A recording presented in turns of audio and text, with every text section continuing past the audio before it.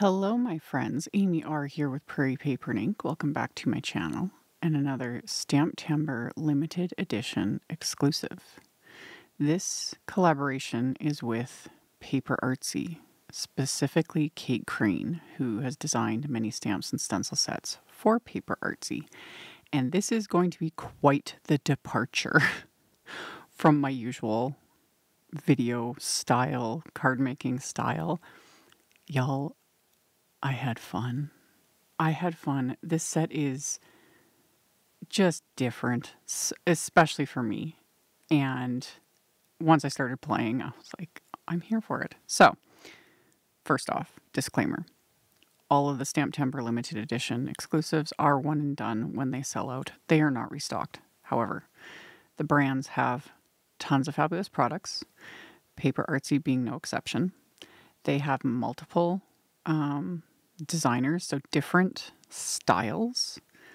I was kind of taking a browse. I took a closer look after I finished this video, and then I was like, oh, I could add so many things to my cart. And specifically the Kate Crane one. She's got a mushroom set, y'all, that I was like, oh, well, I may need to get that in the near future. Anyway, these are red rubber on cling foam. So I removed my grip mat from my MISTI. If you don't have a grip mat, you just remove the foam mat that it comes with because you need that space for the red rubber on cling foam. And I stamped these images onto some distressed watercolor paper with VersaFine Clair Nocturne ink, and then I coated them with clear embossing powder and melted them with my heat tool. Now, they don't have to be heat embossed. I just like that because one, it gives it a shiny finish. Two, it creates little raised edges to keep things a little more contained. They don't necessarily need to be contained because we are going to do some messy watercolor that I'm here for it. I love it. So I've shown this palette a few times in recent STAMPtember videos. I made this thing years ago. This is just a little Tim Holtz plastic palette. It has 36 wells in it. And I had put drops of Distress Reinker into here. Again, I did this years ago. I don't even know. I don't think I filmed it. I have no idea. And then I forgot I had this palette. And then I pulled it out, a couple weeks ago for when I was searching for something else, and I came across it and I was like, oh, I forgot I did this. And I just like it because I can have like 36 colors right beside me without having to pull out 36 bottles of Distress Reinker. You know what I mean? So that's what I'm using. And I am just swirling my little water brush in it and slapping on some color. And I was very much inspired by the packaging. This is another brand where there's a lot of, like, the images are colored in. And I've talked about this many times. I really like that because quite often there will be, just the style of coloring isn't something I would do, or color combos, or if they've done like shading in a way that I wouldn't think of. I love it. Just right there. Because obviously you can always go online with a stamp set and get color inspiration, from yours truly or so many makers out there. But I love it also just being on the packaging because then it can be like right in front of me and I don't have to search for it. So I was kind of inspired, but then I set the packaging aside when I was doing this because I was like, let's just go with it, and just add color. And so that's what I did. And it was fun. I kept it messy. I used a whole bunch of colors, kind of going just rainbow, but more than rainbow. It was more like just a riot of color is what I was going for. And again, it was really fun. These are kind of folk artsy, this set, but not fully. They just have this weird little quirky element to them that when I first glanced at the set, like when I first got the package of the STAMPtember exclusives, I kind of just glazed over it. I was just like, I will deal with this later because, it's not my style. But as I was coloring this, I was having so much fun. I was like, these characters are a little quirky. Look at these silly little fish. All of it. I love it. I love it. And I'm really looking forward to seeing what other makers do with this set and their interpretations of it. Because again, this isn't really my wheelhouse. But I'm a fan. I'm hoping I can, as always, magically find some time down the road to pursue more. Because like I said, there was a mushroom set. There was a few sets by Kate Crean that I was like, oh, I could have fun with that. So yeah, I stamped all the images. I couldn't resist. I couldn't decide on, one or the other. So I had stamped them all and then just worked my way through coloring.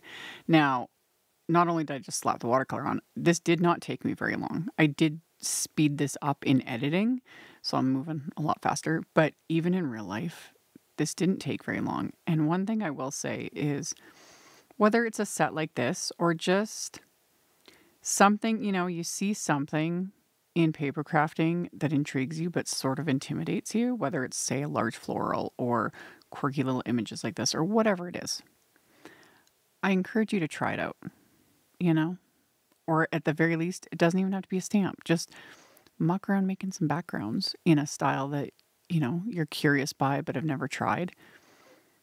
You might have a lot of fun, and it is just paper.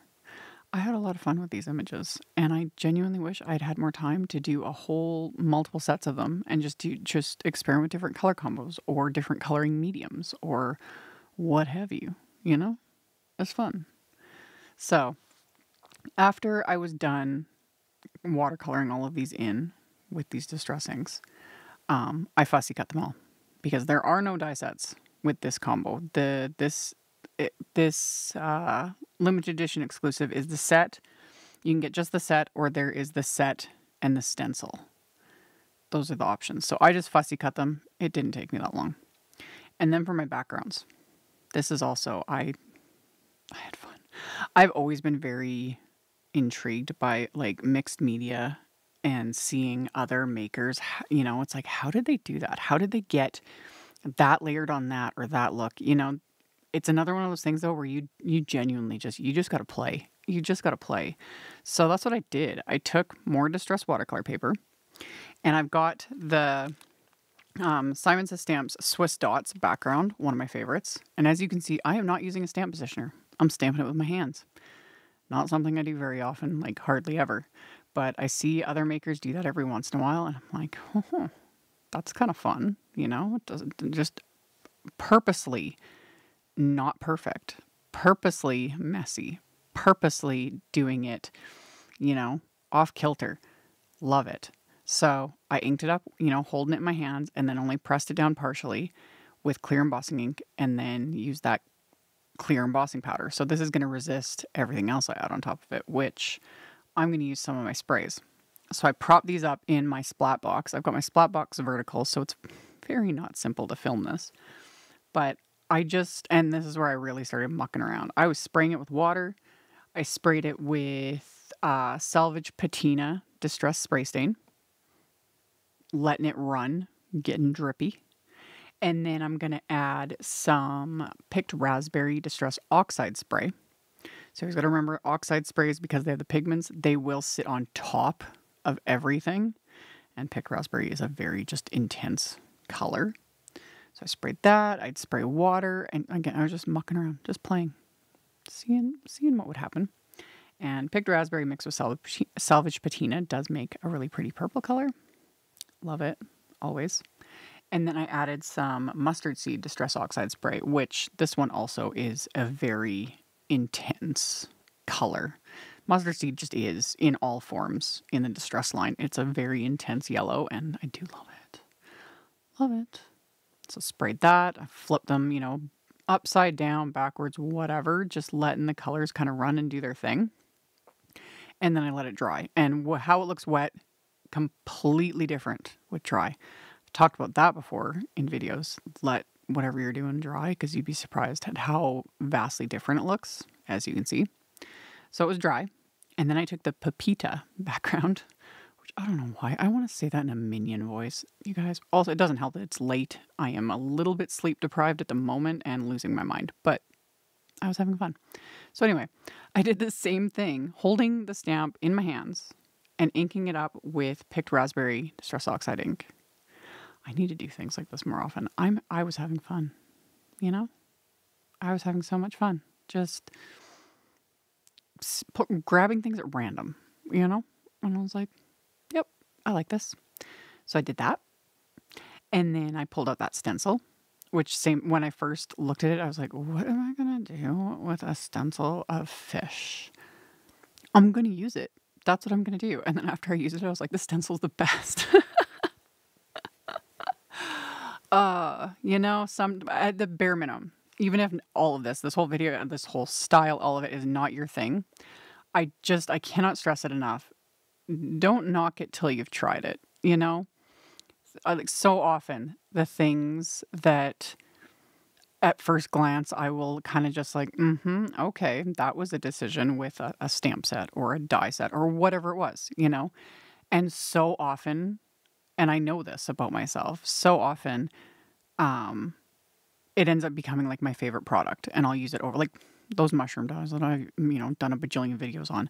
When I first received them, I was like, okay then, you know? And then how many dozen videos later, you all know, you can pry those out of my cold dead hands. So yeah, who'd have thunk a fish stencil? And that's only part of the stencil. I didn't even use the other patterns in it. It was fun. So I stamped that weird little, I don't know what you call it, like almost like little Target stamp. That was the last like image stamp from the set. And I just stamped that with a Nocturne ink. Let everything dry. Oh, I used Mermaid Lagoon Oxide ink over the stencil, by the way. Just blended it on. Love it. Stamp the image. Love it. Trim these down just a smidge. Just because I make A2 size cards. That's my just preferred thing. So I trim these down a little bit with my paper trimmer. And then I put them back in my splat box. And I am adding a good healthy dose of splatter to these too. Because it ain't mixed media without splatter. So I put some white gouache on my palette. Thinned it out with a bit of water. And then heavily splattered these backgrounds with the white gouache. I let that dry a bit. And then I'm adding black gouache to my palette. And then same thing. Thinning it out with some water. And then splattering this onto these backgrounds. And then I'm going to add a little bit more water to it just so I get bigger blobs. I've been getting a lot of questions about that. People saying they've been experimenting with splatter and they're like, mine is really, really thin, like little itty bitty tiny dots. Biggest thing I can tell y'all is just add more liquid. Your brush needs to be a bit more loaded up and you just need to practice with it. You get more of a feel for it. You'll never fully control it. Splatter controls all of us. But yeah, the more you play with it, the more you start getting a feel for it and kind of figuring out what works for you. And yeah, it's just fun. So I set those backgrounds aside to dry. And then I use the stencil on the inside of my cards. My card bases are top folding A2 white note cards, so 4 1/4 by 5.5 inches. And I just blended that Mermaid Lagoon Oxide ink over the stencil. And I have mentioned in other videos, I don't often like using Oxide inks on the insides of my cards because when you try to write over it, because those pigments sit on top of the cardstock, my pen will catch on it. But this was fine because I did it along the bottom on purpose. And there's still like a nice big chunk of space to write something. And I didn't add any sentiments. I just added the little flower that I had stamped and cut out. And I also white heat embossed one of the sentiments from the set that just says hook, line, and sinker. And that was another thing because, normally my need with cards is like it needs like a defined sentiment. Like it needs a defined reason, whether it is a thinking of you or a happy birthday or I love you. Like it in my head sometimes it's like, well, if it doesn't have a defined reason, what are we doing? I went with it with these. That hook, line, and sinker, I was like, this could be an anniversary card. This could be a birthday card. This could be whatever we want it to be. Who cares? Again, it's just paper. And it's fun. And these are quirky and cute. And who wouldn't have a smile on their face if they got this card? I would hope they would smile because I had a lot of fun making it. And in the end, that's all that really matters. So I had white heat embossed those sentiments onto just scraps of black cardstock. And then I popped all my characters into place with Simon's Big Mama foam tape. So they're all popped up a little bit and they've got a bit of dimension. And then as my final little embellishment, I'm just adding some white and black clay hearts. So I just kind of sprinkled those throughout both of these cards and then picked them up with my little embellishment wand and then adhered them into place with some liquid glue. And then I just got to let the glue dry and these cards are complete. So again, I had a lot of fun with these quirky, they are the definition of quirky. I loved it. So I hope you guys enjoyed. As always, I very much appreciate y'all hanging out with me and thumbs upping and commenting. It does help. It just tells the robot overlords you like what you see, and they kind of help push out my video to the algorithms. Links to everything, as always, are in the description box below the video, so you can check them out if you're interested. Subscribe if you haven't. I'd love to have you, and I'll see you all very soon in the next video. Bye!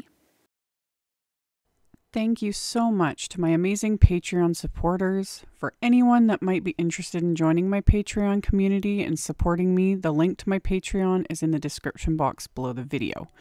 For everyone else, as always, thank you all so much for taking the time to watch my videos, for thumbs upping, commenting, subscribe if you haven't, I'd love to have you. And here's a couple other videos for you to check out in case you missed them. Bye!